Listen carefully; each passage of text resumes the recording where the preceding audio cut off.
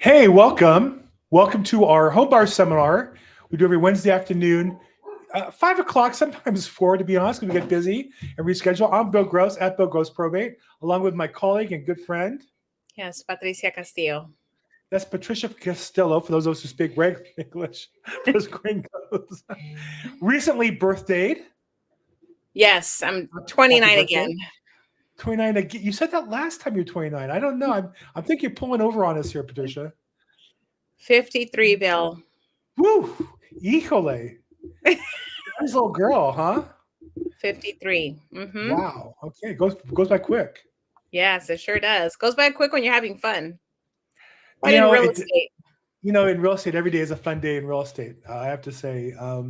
Yeah. So there you go. So I've got an escrow uh, last night. So I put another deal in escrow because I booked that. I got a new listing approved in court. So.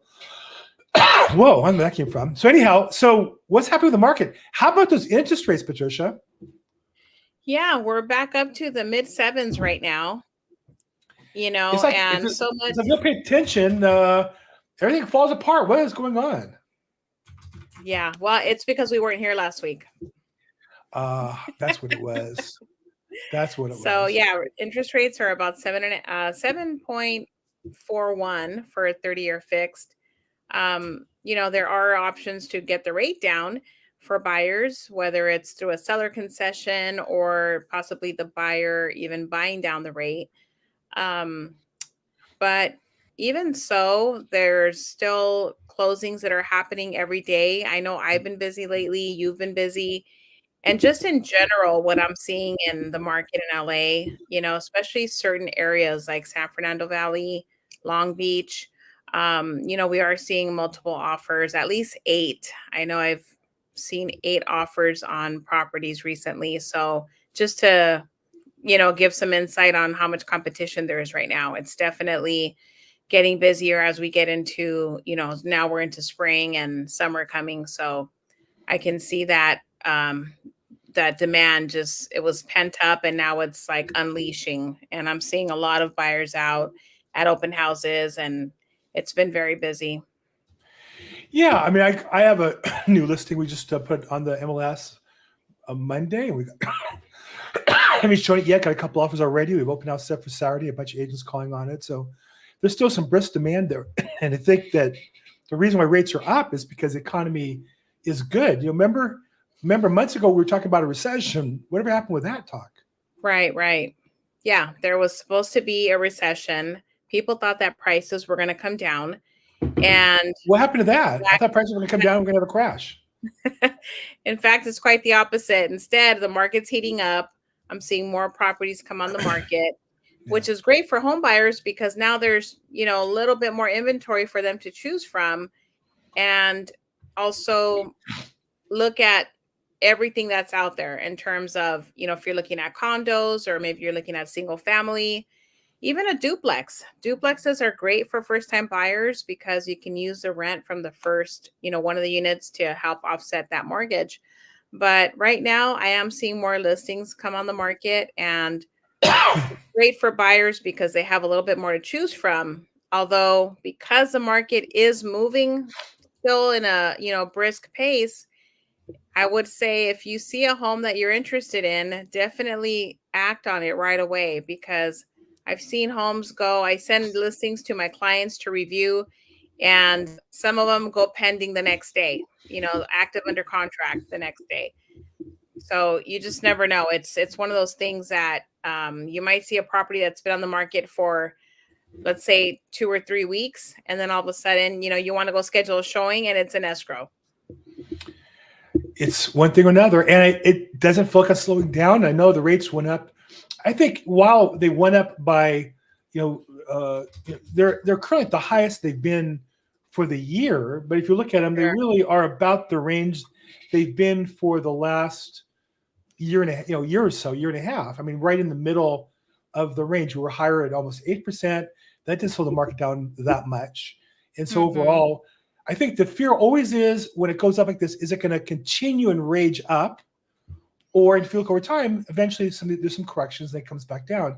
nobody has a crystal ball. Well, I have a crystal ball, but it doesn't really work. So I should throw it out, I think. I don't know. What do you think?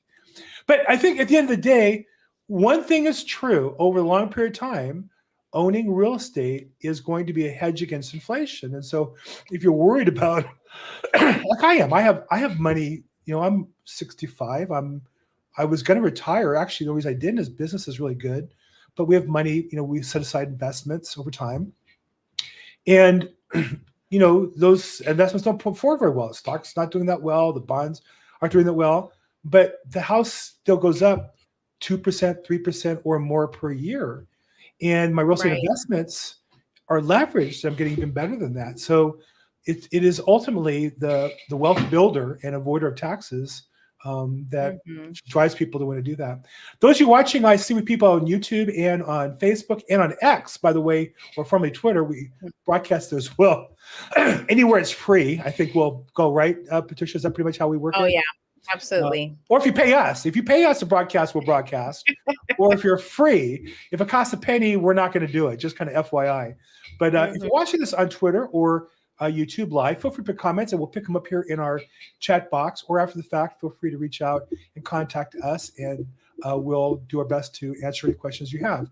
So let me ask you this, Patricia. Do you get customers, buyers, or sellers asking about the changes in this lawsuit regarding commissions, or is that something just real estate agents are focused on right now?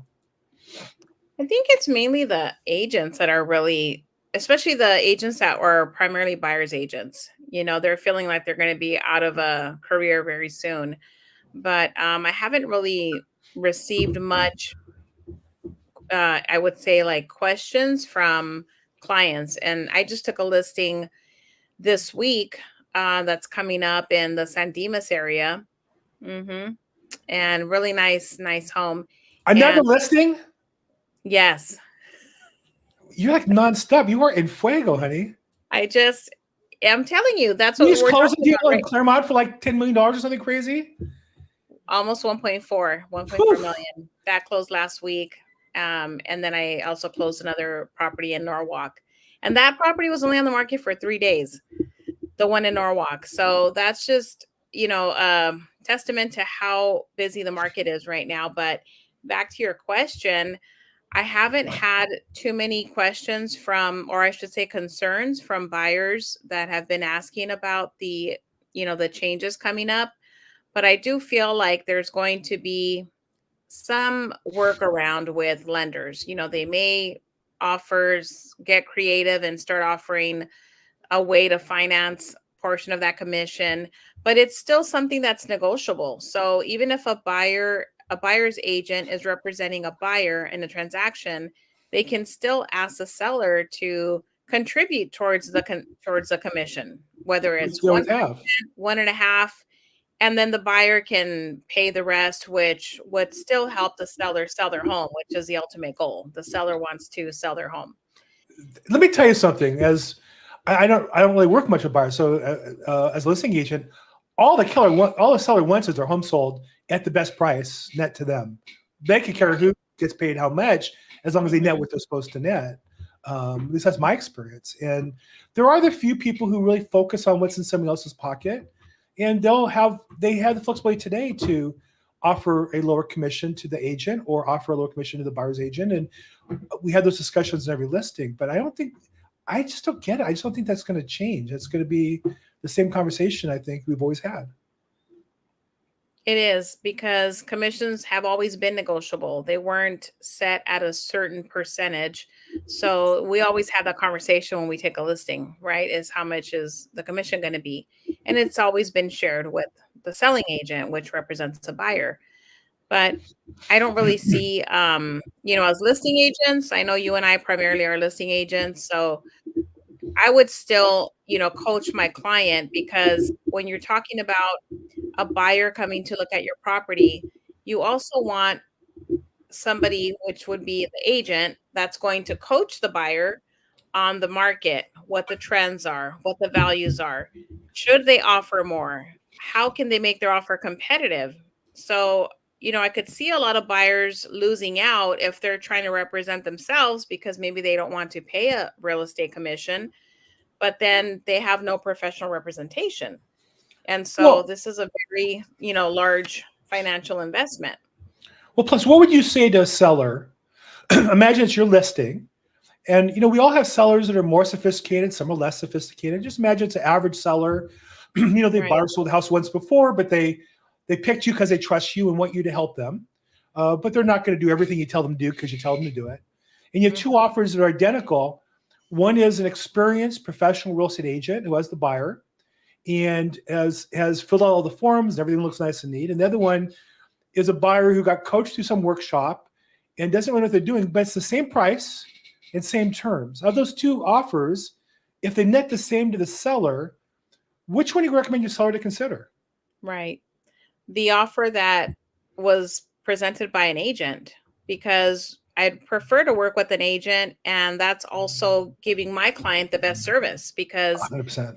I'm going to be working with a professional that knows the market, that is experienced, that I can also negotiate with and get the best terms for my client, which is a seller, right?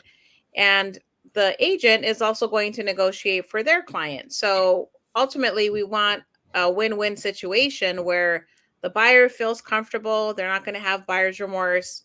They're going to feel comfortable and confident in the sale and the purchase. And then we also want to provide that best service for our clients as sellers.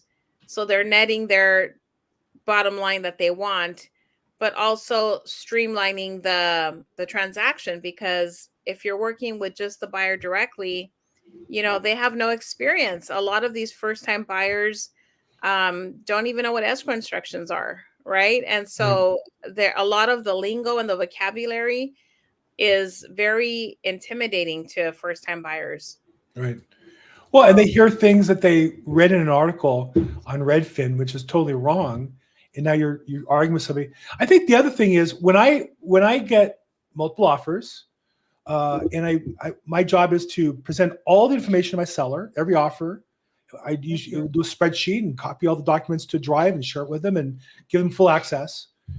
And I think my best practice is to check the license of the real estate agent, check their MLS activity, how many homes they've sold in the last 2 years, usually is the number that I run, or if any.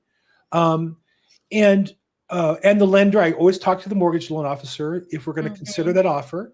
And so I can present my seller, here's kind of the team that's presenting on your property. It's like a business. They're offering you $500,000 or $800,000 or $1.5 million to buy something. It's like a business. Here's the team that's representing them. And just like any other business practice, we're going to evaluate them. And sometimes a weak buyer's agent is good for my client. And I'll say, here's why I think it's good for you. We're the reputable firm, but the guy's new and I can, push around a little bit. I can defend you better against a weaker agent, or they're a strong agent. And, I'll coach my client appropriately, what I know about them and such. But when it's somebody who's never done a deal and they don't know what they're doing and the paperwork's all wrong, I always say to the seller, we don't know what they don't know, and they're going to discover in the process because they've never done this before. And I do think, on one hand, there's a lot of stress and nervousness, but I do think that this is people's major transaction financially in their life. Our job as agents is to present value to our customers. And I do think the customers who look for that value are always better served than those who just pick something at random, or maybe, you can pick somebody because they're cheap or going to rebate you the commission, but you often get what you pay for. That's true. And if somebody is, it also makes a difference. Are you hiring an agent, whether you're a seller or a buyer, but are you going to have somebody represent you that's in this business full-time or part-time? Yeah. Right. That's another thing that is very critical when you're working with a real estate agent. You want somebody that's going to be dedicated full-time and that's invested in this business and that's working hard for you, every hour of the day, not just Whoa. Every hour of the day. What? Well, you have to be available, right? If your phone rings, if an email comes in. No, I have work hours. No, I have office hours. No. if there's a emergency that comes up, a problem, you have to be available to solve it. So, I mean, Yeah, you set your own hours too, right? You might be available 9 to 6, 9 to 5, but if you're part time, usually agents that are part time, they're working a different job during the day, during correct. normal business hours. And so then Correct. they're only available to handle emails, phone calls, and problems usually when businesses are already closed because they're probably Right. available from 5 to 8 p.m. and trying to catch up on the day. Well, you So, think I work after hours because I take your phone call after hours, but that's you. I don't take most phone calls after 6 o'clock, just so you know. And I also think that when somebody is part time, and I don't knock it, we all started somewhere, right, right? But I started with a full time mentality. I actually just started full time. That's all I did, and I closed the deal within 90 days and got the ball rolling. But I think when you start part time, you're kind of saying to the marketplace, "I'm not good enough to justify people paying me to do this full time." And I get you got to put the hustle muscle on and get started somewhere. And I encourage people and I try to help that person through their first deal. And as you know, I work with a bunch of them, do open houses and refer buyers and do my best to encourage them. But to my seller, I have to be honest and say, he's a part-time agent and he may or may not know what he's doing. And that could be good for you for ABC reasons, or that could be trouble for us. And here's why. So again, I do think that mhm. I don't think the equation changes. I do think that we need to have these discussions, and as agents, we need to be very focused on creating value for our customers so we can justify getting paid. Right, Okay, well, anything else absolutely. is a I hot mean, topic that is burning in your side, or any other hot I topic? mean, I think, this is a good topic to cover because it's something that's definitely going to be coming down the line, come July. Then we're really going to start hearing more about it. I think we're going to see a lot of these discount brokerages that are offering, sell your house for 1%, 1.5%. But I think it all comes down to looking at the service, the level of service that you're going to get, and how much does that mean to you. It's really about protecting your financial investment and not being so worried about paying an extra maybe 1% to a buyer's agent, or even a buyer, saving up a little bit more to pay that commission towards a selling agent so that they can get the best possible representation. Most first time buyers are going to stay in their home anywhere from 5 to 8 years before they decide to upgrade, or some people stay in their home longer. So if you think about it, you're working with this major financial investment. Why wouldn't you want to get the best representation possible? It's funny. I had a client who's also a friend and called me, and she found a property on her own. She's an investor, and Mhm. she wanted to, and it's off the market, so she wanted to represent on her own. And she initially called me to see if she had a friend who could hang their license with me, just the transaction. I said, no, we're not that kind of a company. We're like a company for professionals, and no offense, Mhm. but there's other companies that do that. And she was describing what she's going through. And I said to her, some things I helped with, and some things said, look, I really can't, like, for example, she wanted to know who my transaction coordinator was. I said, well, my transaction coordinator works well with me because I'm a professional agent. She's not going to want to work with you. And I've sent her people, and she's Right. declined. And she told me, she said, I can't afford to work with a one-time off agent because it takes me too much time to train them for her to do her business the way she wants to, which is her prerogative. And I try to Right. explain that. And then she was asking about different things. Told her, well, there's like her sister was going to give her the car forms to do the contract.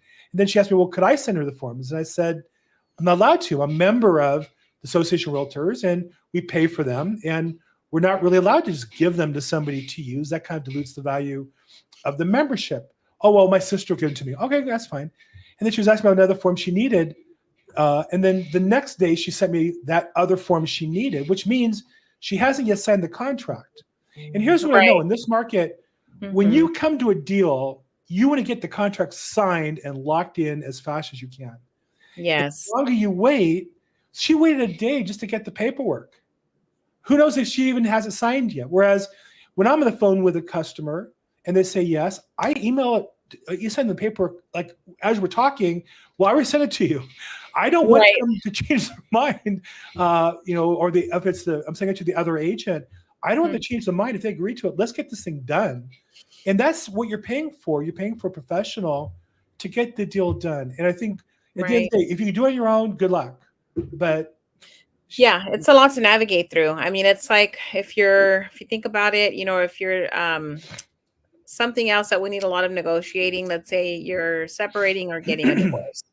Would you just represent yourself in court? If the other spouse has an attorney, you'd probably want to get an attorney too to have the best representation possible. right, right. It's little things like I was talking to an agent the other day, and in our company, XP, we have two different options for doing our contracts. We can use the California Association of Realtors zip forms, or we Hmm. can use SkySlope. Which do you use, by the way? I use the car website, and then I send it out through the e-sign feature there. Okay, and I use SkySlope, and I've used both, and there's plus and minus to both. For me, the SkySlope is quicker and faster. There's other advantages to the car forms, and I'm not saying I'm right and you're wrong. I'm saying I like what works for me, Right. because literally I'm on the phone filling it out when I'm talking to the customer, and I literally want it sent before we hang up the phone. I just found the car forms a little slower, a little, it's an online thing. I don't know, but anyhow, my point is every professional has their favorite golf clubs or their favorite baseball bat if you're a Right. professional.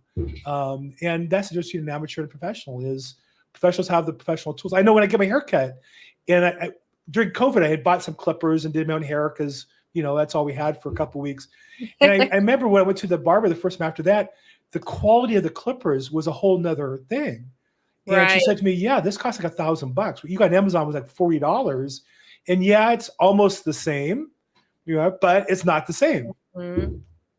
Yeah, exactly. It's not going to be the same when you're doing it yourself as opposed to doing it, the best way, having a professional representation.